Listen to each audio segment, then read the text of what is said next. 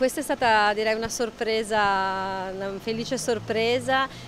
Percepivo il consenso in città, percepivo di essere avanti nella competizione, ma non questo risultato così importante, così netto da subito, quindi è stata veramente una grande soddisfazione. Soddisfazione ma anche responsabilità, adesso si continua quello che si era lasciato in sospeso.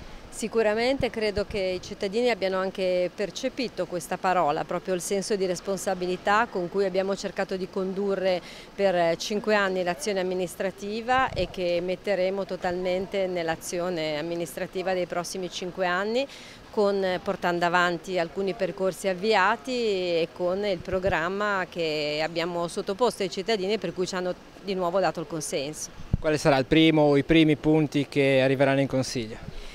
Oggi forse è ancora prioritario per dirli, credo che tutto il tema della cura quotidiana con cui abbiamo connotato buona parte della campagna, cioè dopo le grandi trasformazioni di questo quinquennio, l'attenzione alla cura della città e alla cura delle persone, credo che sarà il primo aspetto che proveremo a declinare attraverso varie azioni, attraverso varie forme.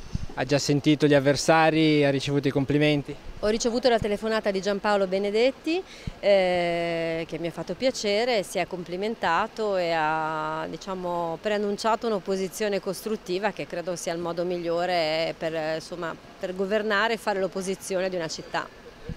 Squadra di governo, ci sono già i nomi in campo, che idea si è fatta? No, ancora no, direi che nei prossimi giorni farò proprio una riflessione su questo e poi darò i nomi. Ecco, sicuramente devo dire che c'è stato un grande successo della lista del sindaco e questo sarà un elemento importante. Qualche giorno di riposo adesso? Proprio totale riposo no, però qualche giorno un po' più lento, questo sì.